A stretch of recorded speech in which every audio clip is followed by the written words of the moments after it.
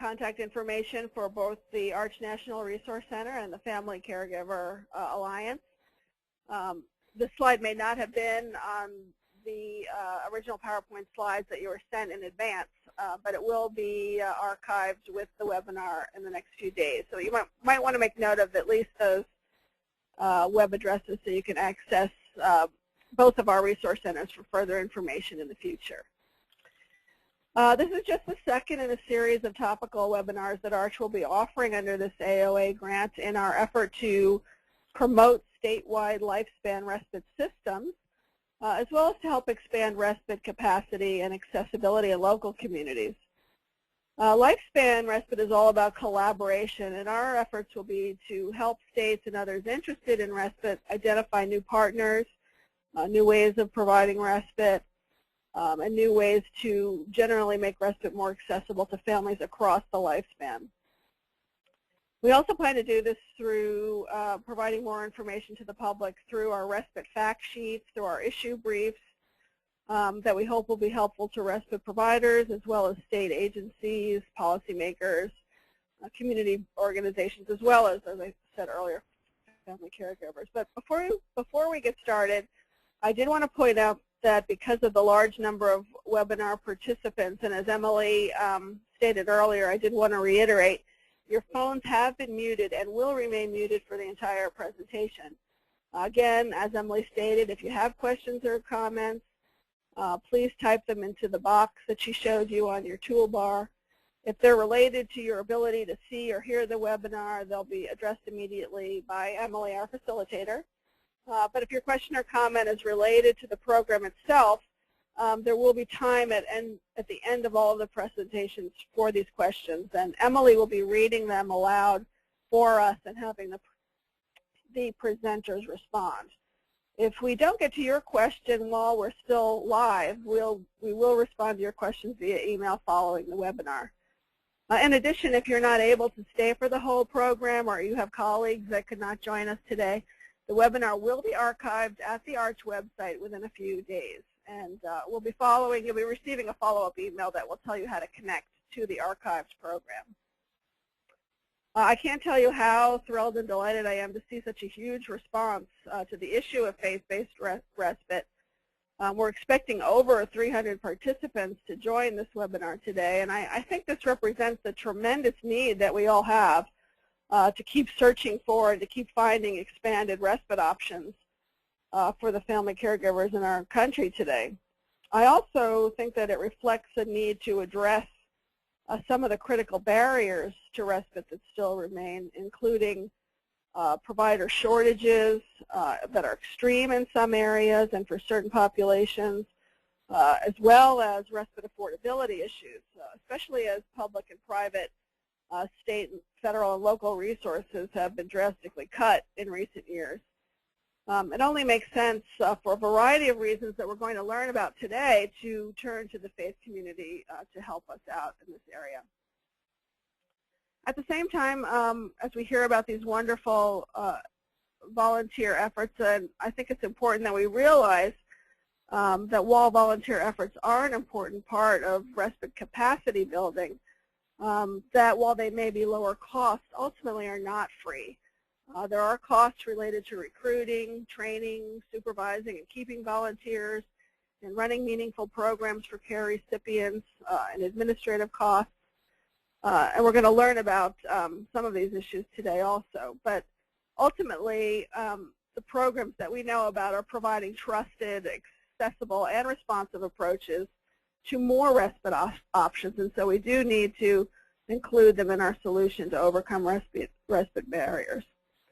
Again, I'm very excited to hear from our presenters today, and I want to introduce them to you at this time. First, we have Reverend W.C. Hecka, who is currently the director of the South Carolina Family to Family Health Information and Education Grant at Family Connection. W.C. has led the Fathers Network, a network of fathers of children of different disabilities. He also coordinates the Family Connections Faith and Action Respite Project. He's worked for the past 10 years finding respite solutions for South Carolina families and served as the founding board member of both the South Carolina Respite Coalition, which is now collaborating with the AOA-funded South Carolina Lifespan Respite Program, and the South Carolina Fatherhood Practitioners Network. WC is an often requested national spokesperson on these issues and a national trainer in fatherhood, respite, marriage, and faith-based initiatives, so we're delighted to have him. He's joined by Carolyn Claver, who has 26 years of nursing experience, including 9 years as a parish nurse. She's the coordinator of the prize-winning respite program, The Gathering, for Lyngblomsten in St. Paul, Minnesota. Lyngblomsten was organized in 1906 by Norwegian women, and it's a nonprofit social ministry organization with the Evangelical Lutheran Church in America. The Gathering provides respite for family caregivers of people with early to mid-stage memory loss. It's currently funded by the Brookdale Foundation and other private sources, and is being replicated nationally by Lutheran Services of America. And finally, we're very, very privileged to have with us Sherry Simpson, who's a family caregiver and a consumer of respite at The Gathering in St. Paul, Minnesota. Sherry and her husband Don, for whom she's been a caregiver for 5 years, will be celebrating their 25th wedding anniversary in September. They love spending time with their 9 grandchildren and spending time with their friends and neighbors, and we're just delighted that she's been willing to come share her own experience with us today. This will be the agenda for our presentation today. It lays out the order in which speakers will be presenting. Again, if you have questions, feel free to type them into your chat or question box on your GoToMeeting toolbar, and we'll get to those at the end of the presentation, and we'll answer as many of the questions as we have time for. I just very quickly wanted to mention a few nationally recognized models, because it tells us that there is a long history of faith-based caregiving in this country that we can turn to for guidance and replication. One of these is the, before I get started, both of these national models are described in more detail in a fact sheet that you should have received a link to with your confirmation to participate in the webinar, a fact sheet on respite in the faith community that hopefully you'll be able to access, or you have already had a chance to access, along with the PowerPoint slides for today's webinar. Faith in Action, funded by the Robert Wood Johnson Foundation, over their 25-year history, spawned hundreds of interfaith caregiving coalitions across the country that provided a variety of caregiving support services, including respite. There are over 670 local faith in action programs still running, even though Robert Wood Johnson stopped funding them in 2008. All of these programs have been very well evaluated by the national program, and I would love to be able to go in depth with all of you about all the lessons learned, but it would take another whole webinar to review what the Robert Wood Johnson Foundation learned about interfaith coalitions, so I refer you to their website at the bottom of the screen there to access this information directly. The second model is Interfaith Care Partners, based in Houston, Texas. It began in 1985 by Dr. Earl Shelp and Dr. Ronald Sunderland, who began by providing hands-on care for people with HIV/AIDS. Over the years, new caregiving programs were added to the AIDS care team, including an Alzheimer's care team for individuals with dementia or other cognitive impairments and their caregivers, the second family care team for individuals with physical impairments due to disease, trauma, or advanced age, and the Kids Pals care team for families with a child with disabilities. So you can see that they've been lifespan for even longer than ARCH has, so we're proud of the efforts that they've been undertaking. From 1986 to 2009, there were 1.85 million hours of volunteer service provided in the Houston area. Over 12,000 care team members provided services to over 7,600 individuals. And this model has been replicated nationally, and they've been the recipients of numerous national awards, including the Points of Light Foundation and the Corporation for National Service, which offers the President's Service Award that they received from President Clinton, the Rosalind Carter Caregiving Award in 1997, and in 2006 they received the Older Volunteers Enrich America program of the MetLife Foundation and the National Association for Area Agencies on Aging. And I specifically wanted to talk about them today because with support from the Lyngblomsten Foundation, Interfaith Care Partners are now making available a program development manual, a team toolkit, and continuing education modules that can help you replicate these efforts in your own communities. And if you go to interfaithcarepartners.org, you can access all of this information. Well, with this extremely brief overview of national faith-based caregiving, I turn it over to Reverend Hecka, who will outline 9 innovative respite programs which have been started in faith-based facilities, highlighting South Carolina's Family Connections Respite Cooperative. And he'll also be talking about a new tool, the Respite Voucher Toolbox, which helps local faith communities create voucher reimbursement programs. WC, I now turn it over to you. Thank you. First of all, greetings from the wonderful state of South Carolina and from the South Carolina Respite Coalition. How do I advance my slides, friends? Is it down here? Yeah, on the bottom. There you go. I'm sorry, friends. And just want to send greetings to you, and just really excited to be able to share with you a little bit here. To give you a start out, I really need to explain why I do respite. And 15 years ago, my wife and I were expecting our firstborn, and we're quite overwhelmed when we find out that our firstborn had Down syndrome. So Carl's in the middle of that picture. I was pastoring a small church, very, very involved in my community, but within 6 months of Carl being born, Catherine and I were in crisis. When a family begins to try to deal with children with special needs and all of the issues that surround that, it can be extremely overwhelming. And I love my wife, and she loved me, but every time we began to communicate about Carl, we ended up in an argument. And we found ourselves in real crisis. And I had shared a little bit with one of my elders in the church, and he came to me and he said, WC, you're pastoring the church, you're building custom-built homes, you're doing Promise Keepers, you're associate chaplain at Lexington Hospital, you're doing this family connection thing. He said, you're going to die. I'm going to give you $1,000 under one condition. You take take $20 a week for the next 50 weeks. You take your wife out to dinner. And one man's care for me literally saved my marriage. And I began to find out what respite was.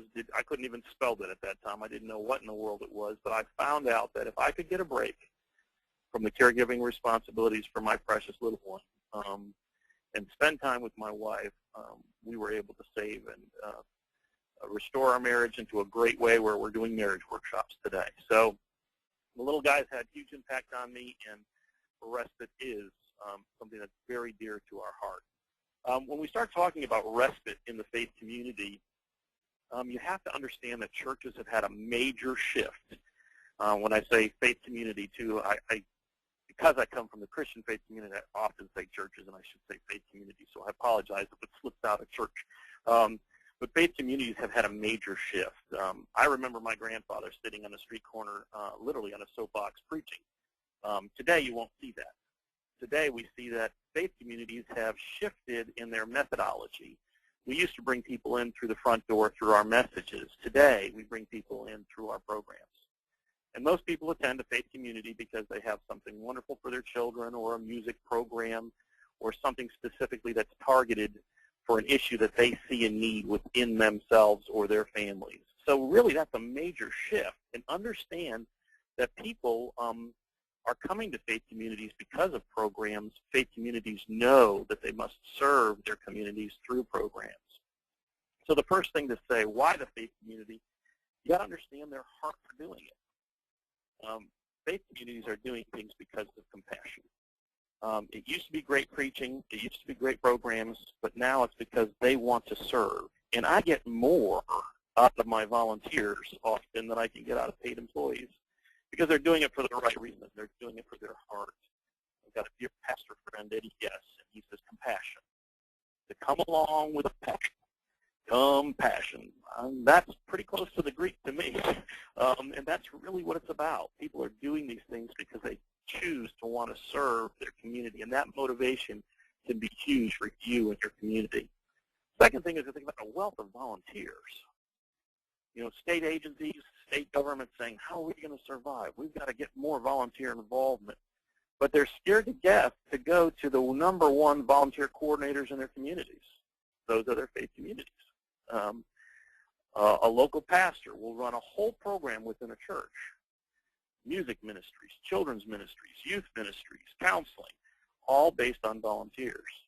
You take a look at the Church of Latter-day Saints, huge national organization, international organization, reaching out with TV, media stuff, all kinds of things, missionaries all over the world. Yet how many paid employees do they have? There's only 12. Everyone else, they might be given reimbursements, but everyone else is volunteering. So faith communities have learned how to recruit, train, and sustain volunteers within their communities, and that can be a huge resource for you and your programming. They're very community-based. We needed pizza at one of our respite co-ops, and somebody in the church says, I got an uncle that owns a Domino's, and every other week we had all of our pizza donated. They know their community, they know where those resources are, and if you can mobilize that faith community to look at your program and what you're trying to do, they can be a huge resource for you. There's also a great deal of stability within the faith community. When I talk about stability, what I'm talking about is that if they do something, if it's the first Saturday before Thanksgiving they do their bazaar, you know it's going to happen every single year, and it's a regular program within that organization. They also carry stability within their community. People know them, they're trusted, and they're believed in. And the last thing I've got on this slide is their existing nonprofit status. We're seeing a huge number of people starting up nonprofits. And I think most people who are in the nonprofit world realize, but many who are starting, it's one of the fastest growing nonprofit, one of the fastest growing private sector things right now is this nonprofit world. But to get a good board and to get your bylaws and to get all the legal pieces together, it's a whole lot more than just $300 to start a nonprofit. It's a huge amount of time and energy. Yet quite often, an existing faith-based organization will allow your program to be a part of who they are, and you can save yourself huge amounts of time and energy simply using their nonprofit status. So consider that. If they believe in your mission, they believe in giving you freedom to do the things you're trying to accomplish, nonprofit status can be huge by partnering with that faith community. I want to shift bases and begin to look at some different models in the faith community. But before I start on that, let me just give you one quick little insight that I've learned over the years. Let's say you've decided you want to start a respite program. You want to do it within a faith community. The first thing you need to do is find somebody within that faith community and ask, what is the structure of starting programs within that organization? Many faith-based organizations are top-down, and many are bottom-up. And I mean that by that, if I'm going to go to an AME church or a mosque or a synagogue, most likely I need to go to that rabbi, that priest, that bishop, and get their permission first before we start a program. Otherwise, they feel like somebody's trying to sidestep them. In other organizations, Presbyterian church or a Baptist church, it's typically someone in the congregation who has a mission and a vision, writes up a proposal, and they submit it to the deacons or the elders or the synod, and it kind of works its way up through the structure. They make a decision and pass it on down through. So learn, how does that faith community work, and what's the best way to start a program? And in interviewing somebody who you want to start it with, just say, hey, last program that started in your church, how did it come about? And you'll learn very quickly what is that culture of that faith community. Well, the first thing that any faith community can do to really start respite in their community is to simply create inclusion. If a child with special needs is included into their vacation Bible school, parents are getting a break. If that senior field trip that's going to the zoo this afternoon will bring one shadow to shadow somebody with early stages of dementia, that caregiver can stay home and get a break. So if we can begin to look at inclusion, And these 9 models are also in a handout that you should have been sent in your email on 9 faith-based models. It's an Arch fact sheet, I think it's number 53. The next thing is financial support. I went into one faith community trying to recruit volunteers, and every person in that adult Sunday school class had gray hair, and all of them looked at me when I said working with children with autism, and their eyes got so big. And I realized about halfway through my presentation I probably wasn't going to get any volunteers from that group. Yet I walked out of that class, and an older gentleman stepped up to me and he said, "I'm in charge of the missions department of this Sunday school class, so we just wanted to help you out." And he handed me a check for $500 for a 15-minute presentation. Quite often, faith communities, if they see the vision and the mission of what you have, will support you financially if you give them that opportunity to share what you're trying to do. The Respite Voucher program, I'm going to come back to much more detail, but basically a church writing a voucher to a family to provide them the opportunity to hire a respite provider. My mouse stopped moving. Let's try. There we go. Respite sites. Quite often, the faith community will allow us to use their site simply to have respite in it. They've got these wonderful facilities. They're used sometimes, children's facilities used 2 or 3 times a week. Yet if I come to them and I plan something on a Saturday night that's not interfering with regular programming, they'll let us use their site. Or a faith community will say, the Brookdale site, you could come and use a faith community's facility to start up one of their programs. Carolyn uses this very effectively in the faith community, allowing them to use their facility for little or no cost, maybe just maintenance fees. But that's a huge piece. Another one is a support group respite, where the faith community will provide the respite providers and volunteers, and they will be in the room next door while the parents are meeting for a support group. And if one of the children has a meltdown, the respite provider can come over and grab the parent. They're very, very close. It wouldn't be drop-off site, but a chance for a support group to meet and a respite site to be provided within that local faith community. Wonderful model, and it's working all over the country. My slides won't advance. There we go. Adopt a Family program. Really effective in Lutheran Services of Iowa is where I saw this the first time. We're in a very rural setting. They're allowing a very carefully managed, in the beginning, adoption program, basically. You take a family of a child that doesn't have special needs who wants to serve within their Lutheran community, and they will adopt a family who has a child with special needs. In the very beginning, very structured, only coming over for a couple times in a month to eat dinner. Families get to know each other. Kids begin to play. But very, very quickly working into a program where the parents can drop their children off at somebody else's house and get a break. And in some of our rural communities, one-on-one is the only way we can provide respite, because to have a respite site for a specific disability, you might be living 200 miles away from somebody who could do that. The interesting thing with this program is that the Adopt a Family program, when they join and they commit to one another, typically these relationships have lasted for 8 years, which just tells you that people commit, they connect, and really create a very powerful program for supporting families. A few more models for you. Family cooperatives. In this program, basically we started here at Family Connection, and we do have a free manual for you at the website that I'll give you at the very end. Next to my name has a slide, and you can download any of these manuals that we have. But Family Cooperative is where a group of families co-op together. They meet at a faith community. 8 parents will say a co-op. 2 parents always stay. The rest of the parents take a break. The faith community provides the volunteers, the shadows, and the facility and the programming, and they, with very little management, you can really have a neat program going that really supports families. And the respite cooperative model can be used for adults or for children.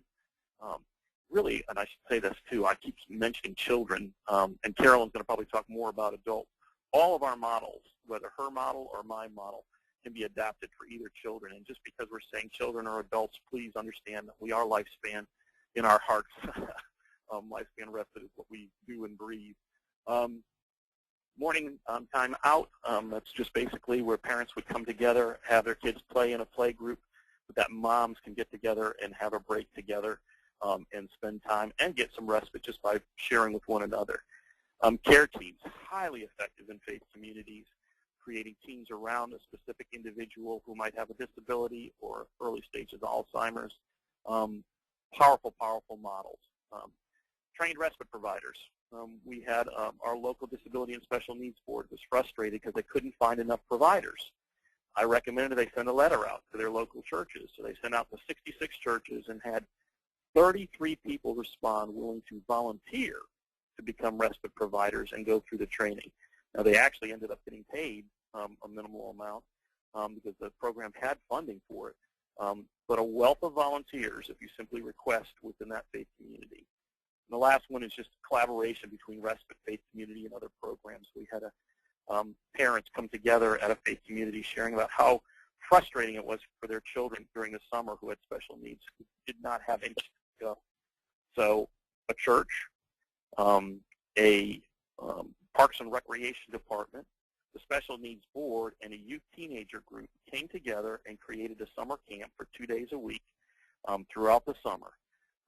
And these youth really built long-standing relationships so that the next year when kids were in school and they were walking down the hall, they were high-fiving all the young people who had been a part of their summer camp program.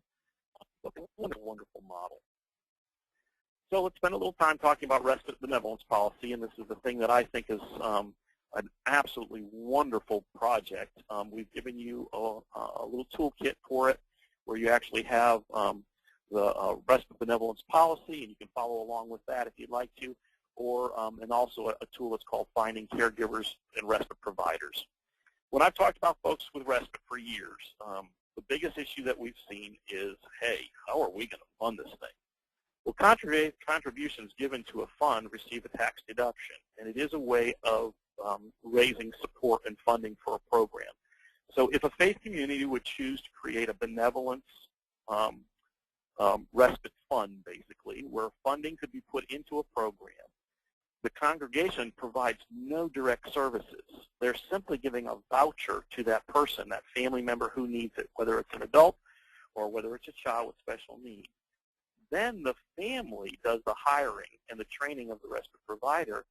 The church is then no longer liable. They're simply giving a gift for that. The family is then liable for hiring and training their respite provider, which really, for a lot of faith communities, takes away their fear of what about liability? What about liability of a respite program?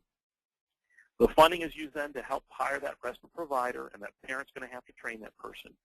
But because it's a benevolent gift, payments do not need to be counted as a person's income in their income taxes.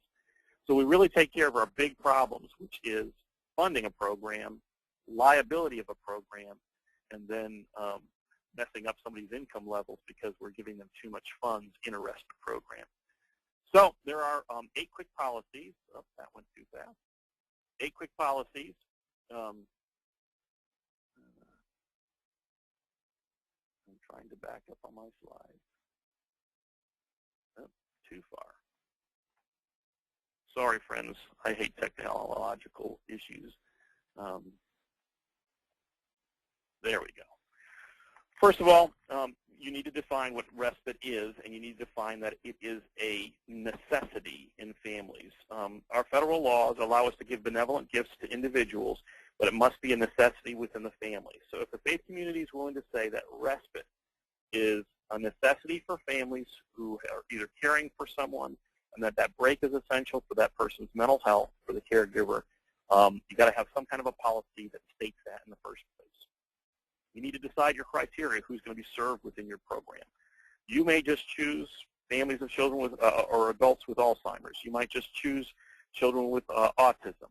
You might want to say people within our community or our congregation, or you might want to say people who are living in our community. But you have to define who will be allowed to apply for respite funds. Clear statement of liability, that it's the responsibility of the caregiver to hire and train their respite provider. And then you want to identify employer or volunteers of the faith community who's responsible for approving the benevolent vouchers.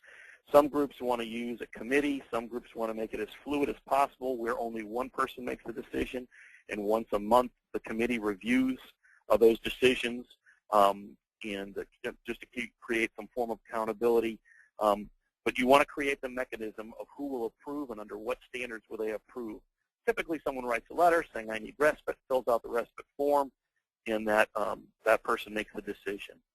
You've got to develop a process for writing those checks. And once the thing is approved and signed by the respite committee or the respite person who's making that decision, who could be the local pastor or faith community leader, he would submit that, and it would go into the financial person, and a check is cut. You have to identify the amounts and the frequency. The use of donations on benevolent gifts, it must be very, very clearly stated that it cannot go to anybody who is actually a part of the organization itself. So a deacon or an elder or anyone who's making decisions in that faith community, benevolent gifts cannot go to them. The funding can go to them, but it can't be considered tax deductible, and they have to also claim it as their income. And then you want to develop a process of accountability that a person knows that if they misuse those funds, they'll no longer be able to receive those funds in the future. And we have seen very, very little of people misusing funds. If they need respite and it's that bad of an issue for them that they need to write a letter to someone to ask for it, they'll typically use it for that purpose. And we haven't seen abuse in that arena. Since faith communities are granted nonprofit status because of their charitable religious purposes, no individuals are allowed to personally benefit from nonprofit status. So I can't write you a check to your nonprofit. You can't write a check to me from my nonprofit, and we kind of pay each other off.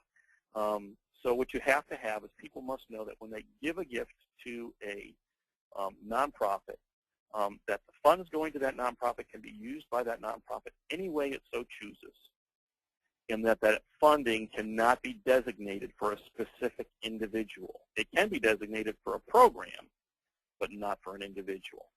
So funding is given, but I also have to say, as a pastor for many years, if someone morally desired funding to go to a specific target, I did my very, very best to make sure that it met the need of what they desired. Yet we have to be careful, and I give an example here of a grandfather and a child with autism. He couldn't give $1,000 knowing that it was going to go specifically to his grandchild for respite, because it's a designated gift, and that's not illegal within the systems that we have. So I also want to thank the Tony Cook Ministries. They helped me a great deal on understanding benevolence, and their paper there is quite helpful for you. Where I was hungry, and you gave me food, I was thirsty, and you gave me a drink, and a stranger, and you welcomed me. For many of our families, the hunger and the thirst and the struggles that they're walking through, it's because of the overwhelmed nature of having to be a caregiver. And anything you can do to support them is going to be huge. So that's my gang currently, and I thank you for your time, and hopefully the suggestions that we've given you have been helpful.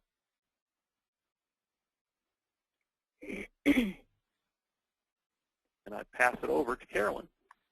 Thank you, WC.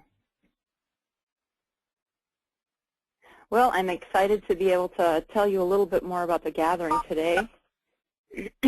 We are a part of Home and Community-Based Services at Lyngblomsten. We are partnering with corporate congregations. My slide isn't, the mouse isn't coming up for me to be able to control. Here we go. Let's see if it does it for me.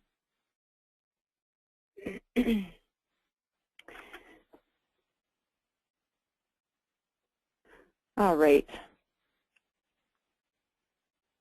So we provide our care with corporate congregations that are part of Lyngblomsten and other faith communities in the Twin City metro area in Minnesota. We currently have 24 churches that work together.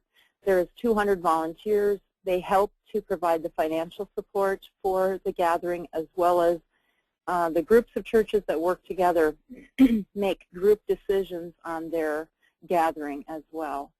So who do we serve? We serve from 8 to 10 participants, and the caregiver we serve as well. The participant is who stays the day, but the caregiver having a break and having the opportunity to visit with an RN for resources and some education is also served. That's for each site, and with 8 sites across the metro, you can multiply that out and know that we're serving quite a few. They all have early to mid-stage memory loss. They come for a 5-hour day. They are there twice a month per church. The one thing I wanted to talk about is these 24 churches are made up of 8 different denominations, and they are at 8 church sites. So the volunteers are coming together from several different churches, and they're serving at one church. So we have 8 of those around the metro. Emily, if you could forward it for me.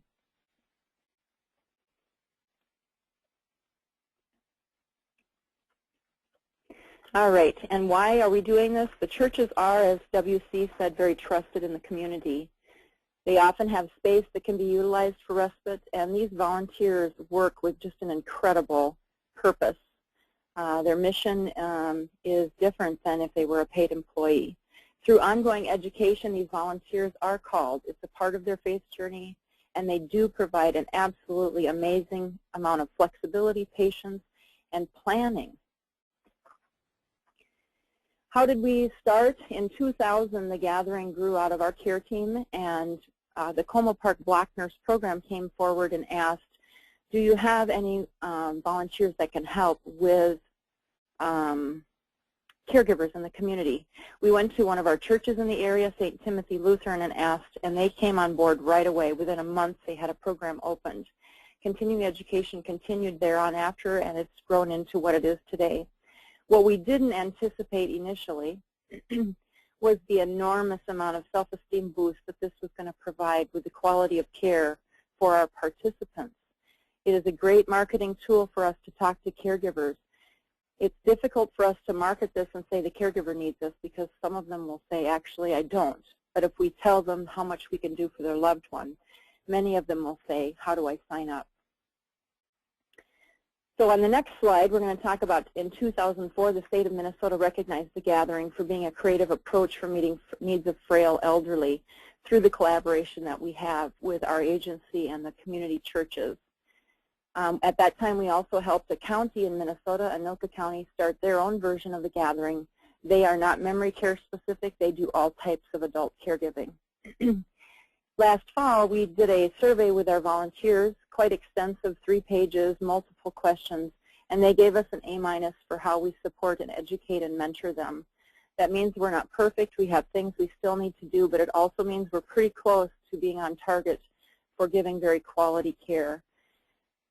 Currently, we're working with Lutheran Services in America, and we will be educating agencies and congregations across the country to start up their own program.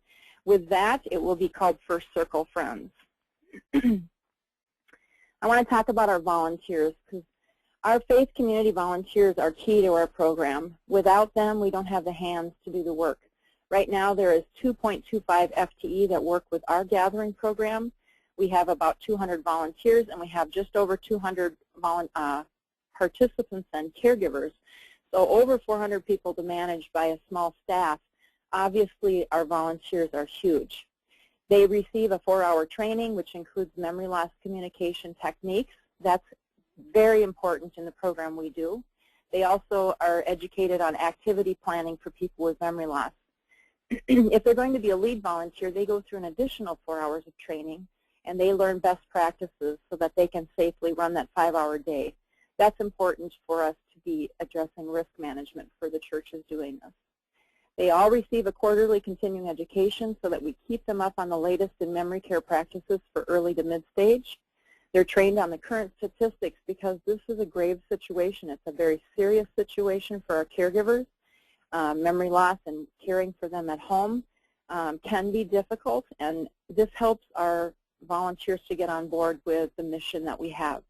Allowing volunteers to plan and run the day, with the RN being available by cell phone or stopping in at the beginning and the end, the volunteers running that day coming from multi-skilled backgrounds. Some of them are retired, some of them are working part-time.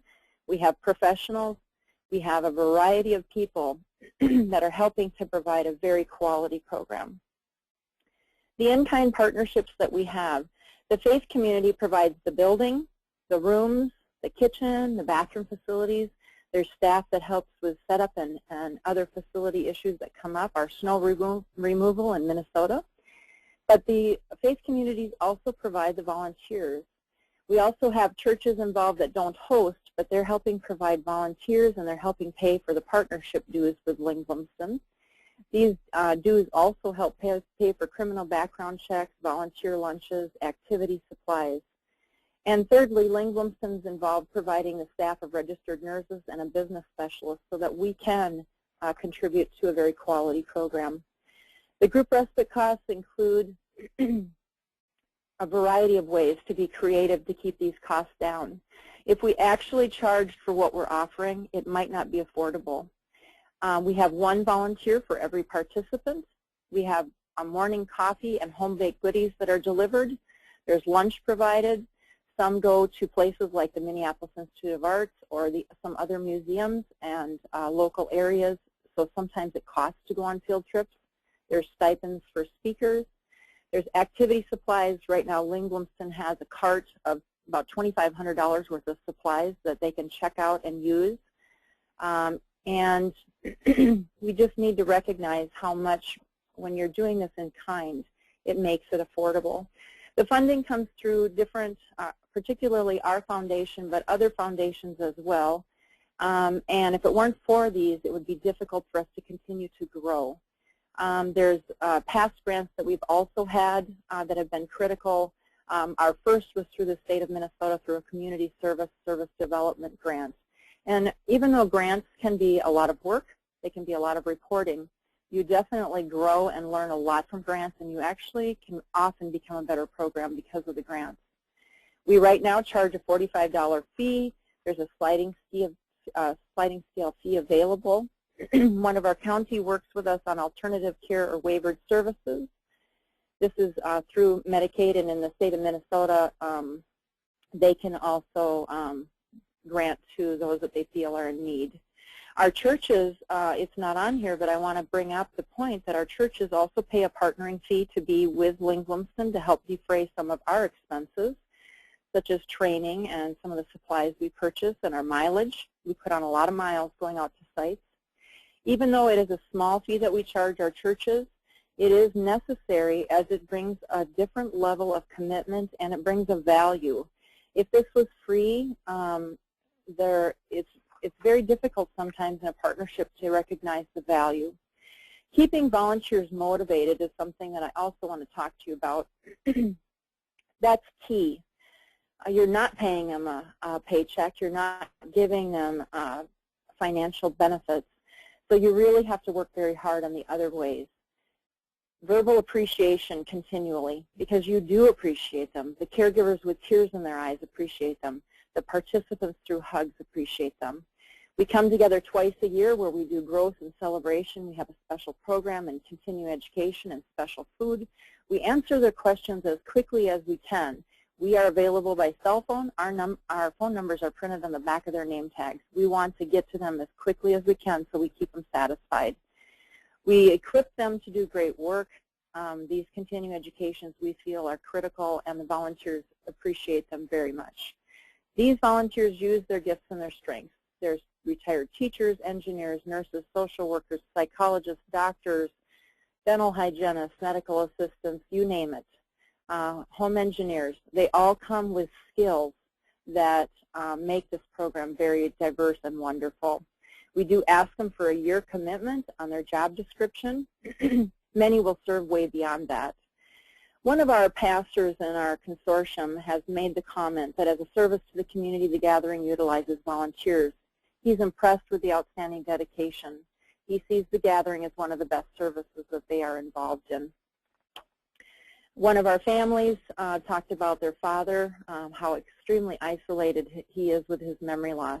They're very grateful for the gathering, which provides him with very necessary mental and physical stimulation.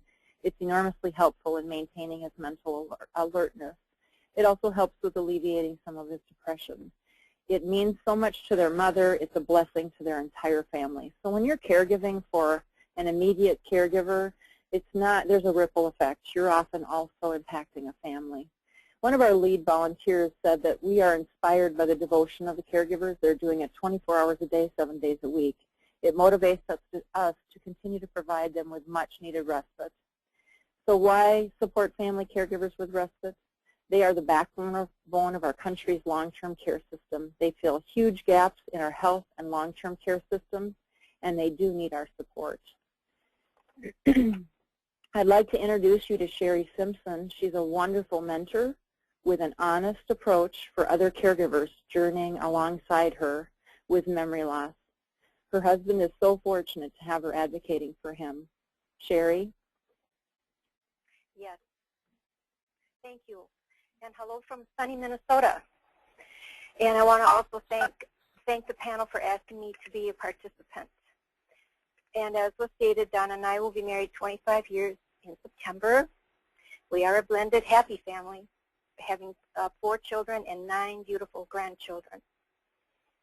And in 2005, I started to keep a log of my husband's changed behaviors and memory changes.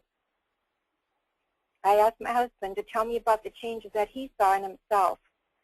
He said he lost his ability to write, read well, and do simple math. So we made an appointment with my husband's primary care doctor. We brought our list with us, and then we were referred to a neurologist for testing. This testing consisted of neuropsychometric testing along with many other tests. He wasn't very happy about some of them, but he hung in there. And in 2006, Don was diagnosed with Alzheimer's and was put on meds for the disease and met with his neurologist every 6 months thereafter. We began to educate ourselves about the disease by attending local seminars sponsored by the Alzheimer's Association. At those seminars, I collected resources for respite care, long-term care, caregiving resources, and other resources. And I researched several agencies that offered respite care and day-away programs. I did this because I realized I needed time for myself to run errands, go to doctor appointments, have lunch with friends, etc. I saw myself getting stressed out and at times would take it out on my husband. My patience at times was not what it should have been. I felt stressed in not only caring for my husband, but also carrying out my other responsibilities, including running our household. I did meet with my primary care doctor to discuss my health concerns, and I was diagnosed with mild depression. My doctor put me on a med to help with this depression, but it just made me very anxious, so we got off of that med. And after conducting research for respite care and day-away programs, we chose a day-away program close to home at a local church. This program is run by volunteers. My husband enjoyed attending, but after a few sessions, I felt that my husband needed a more mind-stimulating environment. That is when I contacted The Gathering, where they offer a day of renewal for those experiencing early to mid-stage memory loss. Participants are offered a variety of stimulating activities with a specially trained group of volunteers to engage their minds and bodies. These volunteers are trained to understand the distinctive needs of people experiencing memory loss. We were put on a waiting list, and after several months, we received a call from the site liaison. The liaison conducted an assessment, and at the end of the assessment told us that my husband would qualify as a participant at the gathering. Exciting news for both of us. My husband attends the gathering on Tuesdays from 10 to 3 at 2 local area churches and is greeted at the front door by one of the volunteers who always have a warm and friendly smile. The first 2 sessions were emotional for me, as when I left my husband with these volunteers, I walked away with tears in my eyes as I knew he was being left with people who genuinely care, and he was in a safe environment. Every Tuesday they have a theme, and participants are asked to bring something from home for show and tell that relates to the theme for the day. Some of the activities include such things as music and sing-alongs for memory stimulation, crafts for fine motor skills, games for coordination, various forms of light exercise, special speakers, and just this last week they went bowling, and Don said, ooh, I'm not going to like that, but he enjoyed it and he did very well. The participants at the gathering always enjoy the wonderful refreshments in the morning and great lunches. I feel so strongly about the gathering that my husband and I met with one of our pastors to see what we could do to get this program started at not only our church, but a local church close to ours. My other forms of respite care include my husband spending time with his children, friends, and neighbors. So far, I've not asked for a lot of help outside of the gathering, but I know the day will come when I will need additional help.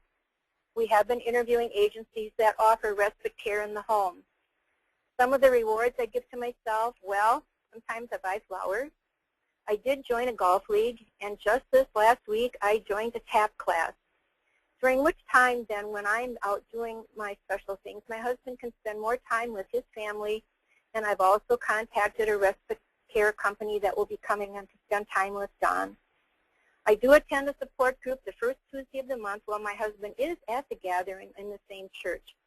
And daily I read from a book that was given to me by a local care agency called Daily Comforts for Caregivers. That's my story.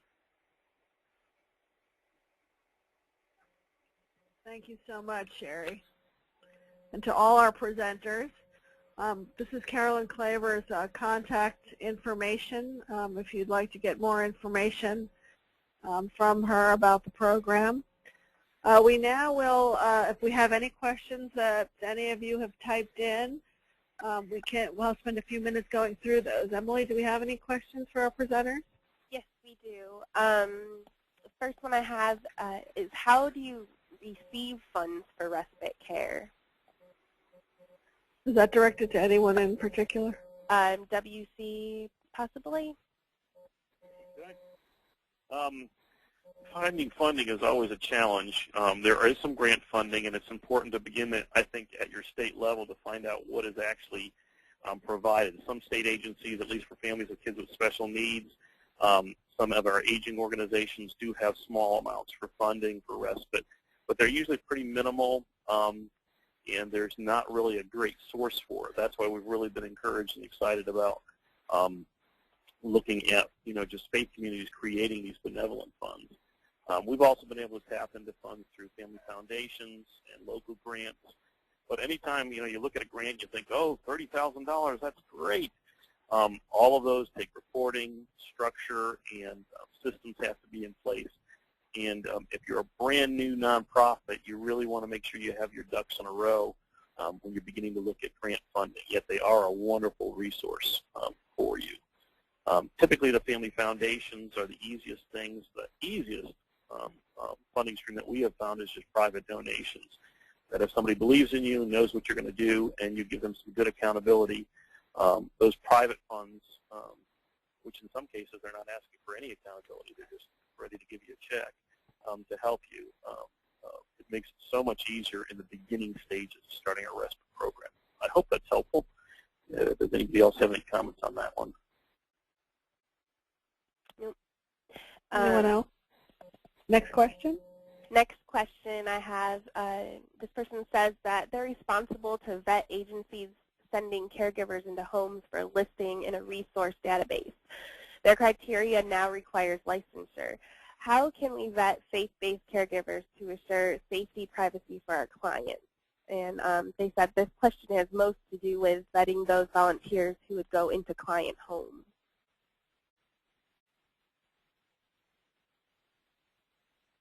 Assume again this has to do with liability-related issues? Yeah, I think if they already have a policy in place that they're using, you would use the exact same thing as a volunteer. Arch has got a pretty decent fact sheet on risk management, and it kind of goes into some more detail on, the structure. If a faith community is got a volunteer, and you can document that they're a volunteer of that faith community, then they fall underneath that faith community's liability policy. So it's kind of covered from that side. But if you're a private organization, you're asking just volunteers to come in and work within your structure, what you have in place would be, I would believe, would be sufficient.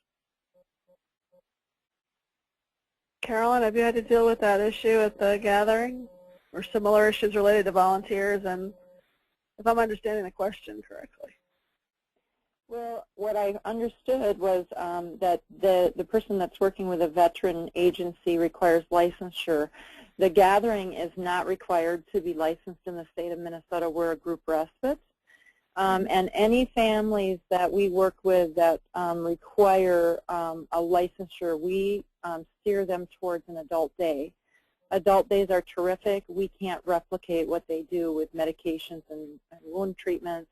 We're clearly very different from them. So unfortunately, if an insurance or, for example, a veteran service officer requires licensure, in some states, if their respites aren't licensed, that would not be an option.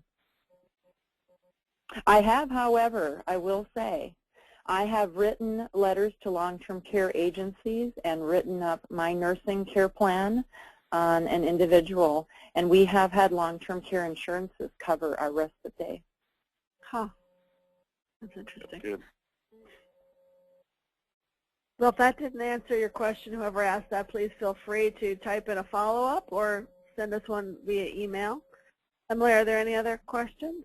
Yes, I have a few. Are volunteers trained in HIPAA? Absolutely. They have to be. Because we do have a chart. We have 3 pages for each participant. It includes their life story that the family provides us with. There is a diagnosis on the sheet. There's address, phone number, names, medication lists. So it is a chart. These have to be behind 2 locks, and the volunteers actually sign a data privacy consent of what they understand they need to do in order to provide a very quality program and meet what's required of us. And for us, since we're doing quite often stuff at a faith community and it's just a drop-off site, we've had the families keep their own notebook, which is a family profile for their family, and they bring it with them each time, and then they take it back with them, which would have the more detailed information about the child or the caregivers, the needs of the child. But confidentiality always has to be a major portion of any one of the trainings that you're going to have. And in some cases, that goes deeper than what HIPAA would require.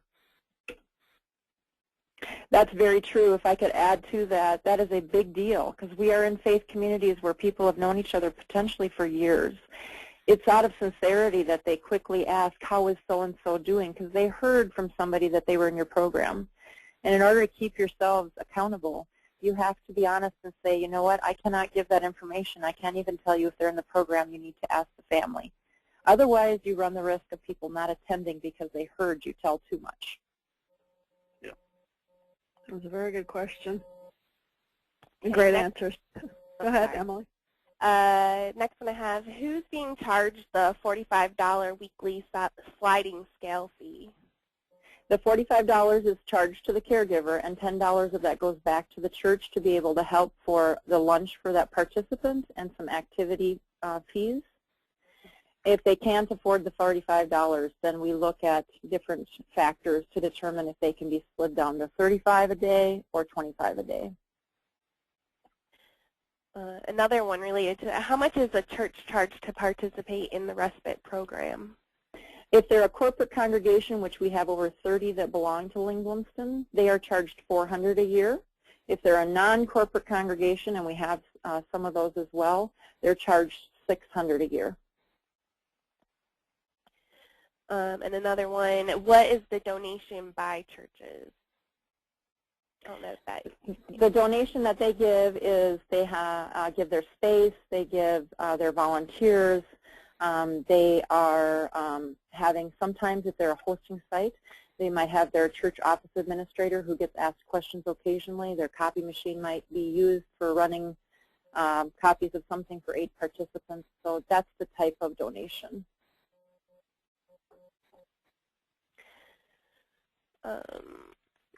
So I have a question for Carolyn again. Does the gathering provide transportation to the church sites or for field trips? It depends. Yes, they do for field trips. Some of our churches have buses that they can use, and the families sign a consent that they're fine with the transportation. The drivers have to go through our transportation class that we provide to our congregations. And for those churches that don't have buses, The volunteers that are wanting to do this, again, have to go through the transportation class, but they can transport people to a museum. Obviously, you can't put one trained driver with 5 participants. You have to have some volunteers in the car as well.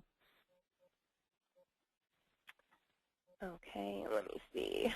I have another one for the gathering program. What liability protection do you use?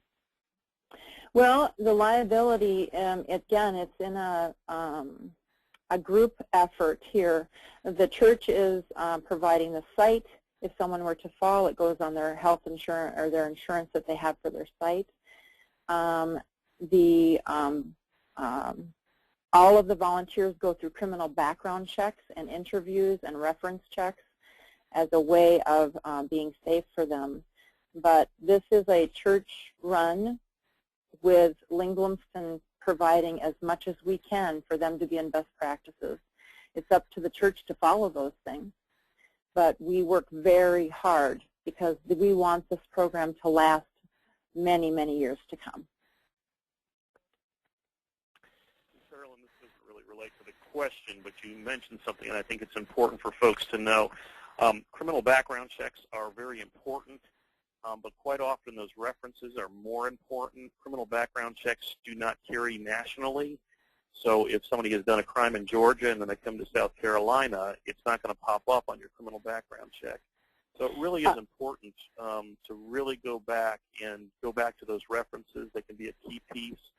And quite often, because you're working within a faith community, you can get a much quicker sense from within that faith community of a person's heart and their intention from what they've done in the past and what they're desiring to do in your program. So it is a great place to gain volunteers because people know each other already, but those references really are essential. I do agree with WC. The references are critical. We also do interviews and ask quite extensive questions. We want to know the gifts they're bringing to the program. And we actually also mentor the churches to look at when they do criminal background checks that they sign up for a national check. National checks are possible now, I believe. They're supposed to work. They're supposed Any to other? work. Are there more questions? Oh, yes, they're coming in. Who provides training for volunteers? In Lyngblomsten situation, Lyngblomsten does all the training and all the continuing education. And with Family And your Connection, program, with our Respite Cooperative program, the training really comes, we've basically taken our Disability and Special Needs Board's training for Respite, and they've allowed us to take that, and we use that. So Family Connection will go in and do the initial training for the Respite providers at the co-op sites. When you are looking at a Benevolence Respite program, the family member is hiring someone to do that. So we created a tool called Finding a Caregivers and Respite Providers, and you should have a link for that one. And you really need to empower that parent then to be the trainer for their respite provider. And we really encourage that you have a very clear a notebook. We have a parent's notebook for respite. That's a free download too, where you're really giving detail about your loved one and what your expectations are in your home and all of those pieces. And use that as a foundational piece to teach someone, especially if they're coming into your home, how to provide respite. The person who knows that loved one better than anybody else is that caregiver and that parent. And I can train you on Alzheimer's or I can train you on Down syndrome, but each individual is so different. So not only do you want to have a strong training component, but you really need to have a piece where that family caregiver can really train those who are going to be doing the one-on-one care with that loved one and what's specific for that person. And if you do a combination of those two, you can really come up with some quality care. Great, thank you. Okay. Next question I have, how do you work with faith communities, more specifically the pastor or the prime clergy, who does not think it's important or that any extra effort or programs for persons with disabilities is simply not needed and not important? Well, I've known one parent who invited their pastor over just for dinner and made sure their child with autism sat next to them the whole time during dinner, and that was really an eye-opener for them. Kind of funny, but it's the reality. It's what this parent did.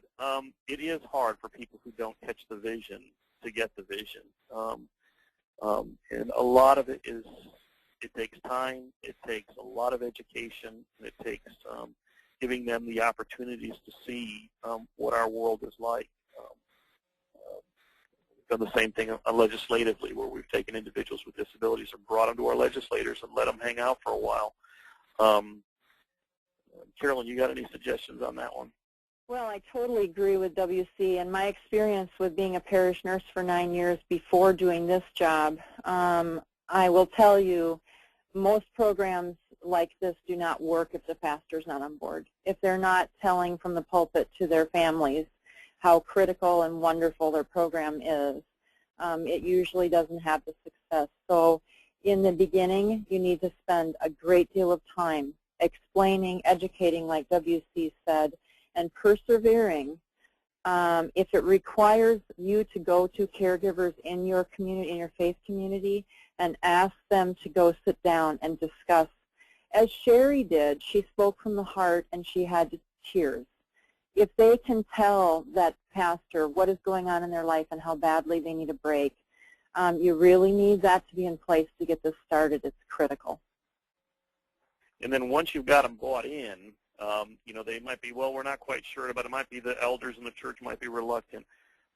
In the very beginning, we just use nonprofit strategy, and that is every time that they meet, we hand the caregiver a thank you card and ask them to write a thank you to the church or to the person donating the food. The rule in the nonprofit world is if somebody gives you something, you thank them 7 times. But when that pastor gets a personal note the first time after that respite co-op, that's happened for the first time, and it says to him, you have no idea what this did for me and my family, and you're saving my life, that will move them. So once you've got them interested, a ton of thank yous from the caregivers can really go a long way to move things along. And they'll bring it, and we've seen it happen. They bring it to the pulpit on Sunday morning, and they say, this is what somebody said about one of our programs. Because typically they aren't thanked a lot. You know, those in spiritual leadership get a lot of criticism and very little thanks. They will remember the thank you if you give it to them. The next step is critical for reporting. You have to, as a coordinator for programs like this, continually report and keep it in the face of those that are making decisions for your program. When I was a parish nurse, as with the program I run now, there's a lot of confidentiality. I can't give names. I can't give specific situations, but I can give numbers. I can tell them how many caregivers we've served. I can tell them how many participants we've served. I can let them know the sites are always full. I can let them know 50 people are waiting across the metro to get in for the most part all the time. I can let them know the number of volunteers and the hours they've been putting in each month. Some will put in 12 or 17 hours just to get ready for their one gathering day. That's the kind of thing that you want to get behind and tell them in your reports. It takes time, but it will pay off in the end. Yep, yep. And we've gone and even asked, you know, when you have a relationship with a caregiver, to ask for a quote. Quite often they'll be able to give it in. That's not breaking HIPAA. You don't put the person's name and you just put anonymous. I wrote one family foundation grant, didn't get any funds. The next year wrote and used the exact same family grant, yet I put quotes in between each one of the paragraphs of what parents were saying. We got funded. So people like to hear the story. They like to be thanked. Absolutely. Great question again and great responses. Any more questions, Emily? Do these programs require any kind of identifying documents from people? And if so, how do these agencies work with immigrants who may not have these, especially since some grants may or may not require documentation? My program doesn't require documentation. All I have to know is whatever name they want to give me, an address and phone number. As long as in an emergency I can get a hold of a caregiver, I just need to report numbers. I need to report first name, last initial, birth date, which is the month and the year, but there's no way that any grant can go back and track who I'm talking about. I'm the one who can track it. And you'll find it very reluctant that a faith community is asking for any documentation.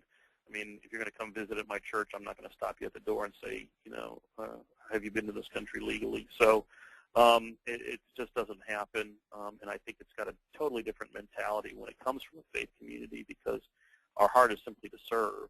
So Right. I haven't seen that issue ever. So. We do have until 4:30, so for those of you who are willing to hang on a little bit longer, and if our presenters are willing to stay, we can keep answering questions. Is that all right with you, Carolyn and WC Sure. and Sherry? Go for a few more minutes. Making us think this is good stuff. This one's for WC. Would you please restate your rationale for including language, respite is a necessity for families? If you're going to use a benevolence policy within a faith community, benevolence is given. It can't be like a visiting pastor comes in and you give a benevolent gift to buy him a suit. If I buy him a suit, it's a gift for a service he's delivered.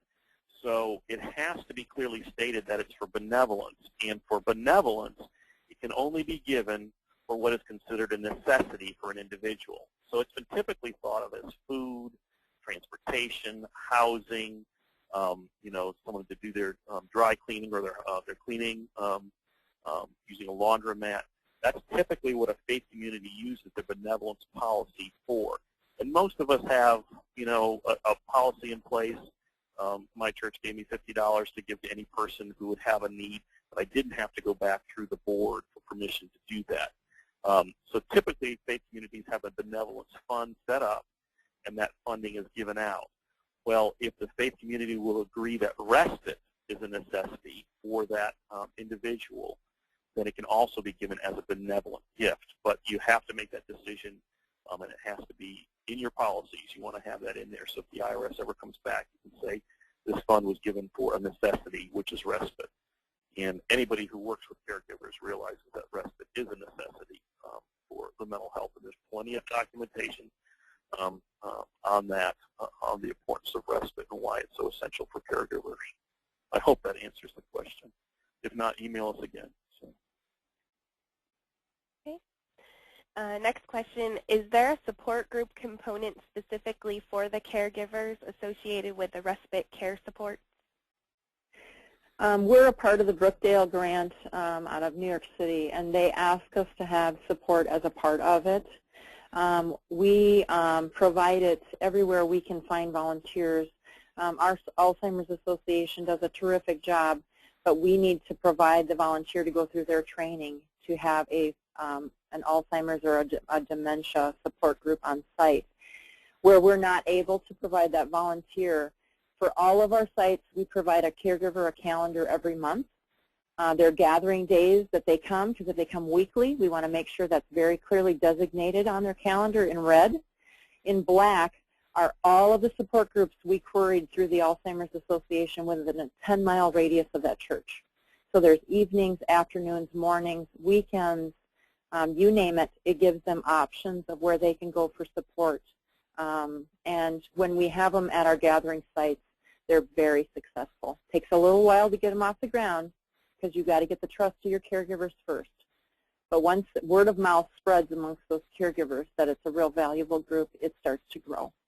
We've actually had to put a cap on some of them because it gets to be too big. At my support group, we have some caregivers that are no longer caregivers. Their husbands have passed, but they continue to come to the support group because of the companionship and the friendships that they've developed over the last 5 years. Mm-hmm. And we're a parent-to-parent organization, so we basically start from support groups and parent mentoring kind of system and then created respite as an option for our families. So we've always seen a strong component of providing for them what they need in mentoring one another. I remember our second respite co-op that we ever had, the moms all came in, and I looked at them. The majority of them were single moms. They were all dressed to the nines, and these ladies had all these high heels on. They went out dancing together. That was their support group. And they dropped their kids off at the respite site and all went out dancing. So when they're getting a break, you will find people You know, what are you doing? Well, let's go shopping together, or let's spend time together, and it can become a wonderful community, much deeper than just a drop-off site for an individual, but a real true community for those individuals. They become a family. I am fascinated with what WC is saying, because with Alzheimer's we see the absolute opposite. We have to get them into respite first. We have to say that we have a value for their loved one. Frequently it will be 3 months later when the caregiver finally says, you know what, I was incredibly dry, I needed your program terribly.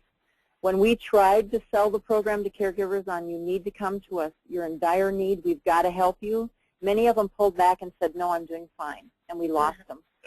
But if we could sell them on the cognitive social stimulation, they would all say, yeah, I'd like that for my loved one. They'd come, and 3 months later they'd say, you know what, Carolyn, I was absolutely starving for this and couldn't recognize it because I was too deep on the wheel of running. Mm-hmm. And so it's a fascinating. significant barrier to respite care use among caregivers, that they're very reluctant to ask for help for themselves. Yep. That's right. And quite often we'll see folks with like a voucher program will sign up, be a part of it, but never use the funds. But what they'll say to us, it meant so much to us just to know that if we needed it, it was there. Yeah. And you'll create a program quite often, you'll find out you've created this wonderful program, but they don't want to come. It's that fear factor. It's that reluctance to leave their child. And quite often we'll say, just go in the room next door and read a book, you know. Yep. And you're true, Carolyn. We've had people come because the kids have so much fun at the respite site. Yep. And they've got activities and gifts, and they come home with a project and an art project. And the faith community is just using their leftover Sunday school curriculum, you know, for their coloring, you know, their drawing an art or whatever it might be. But that really is, a lot of them will continue to come because they see their children having such a wonderful time with some healthy caregivers really focusing in, you know, so. I do think we have a long way to go in that area because the reasons we've been having difficulty sometimes demonstrating in organized studies that respite is beneficial to the caregiver is because the caregiver isn't always doing what they really need to do for themselves during that respite time.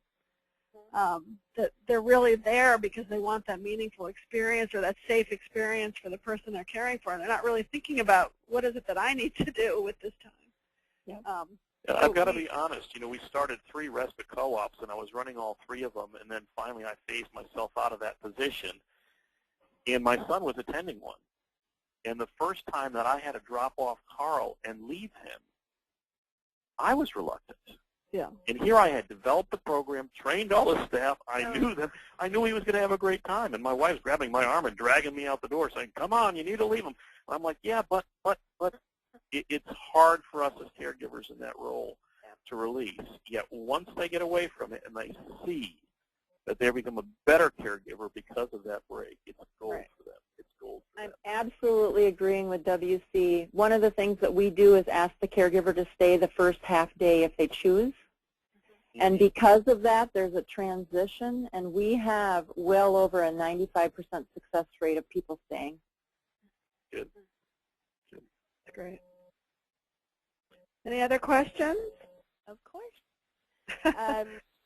This one says, in our church, the level of volunteer help seems to be slim, and the senior pastor is not sure how to develop a culture of volunteering. What suggestions do you have? Well, I have some churches where the volunteer level is low, and it's not because their hearts aren't in it. In fact, some of them will almost give till they bleed because they believe in what you're doing so much. So what we've done is formed consortiums where we have multiple churches working together, and it's been highly successful. In one of our communities, 10 churches work together, and 2 other communities, we have 4 churches working together to provide the respite.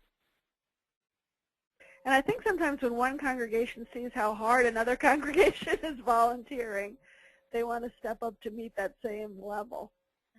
And we found it more, that in my own personal. It's most successful when you start those churches together.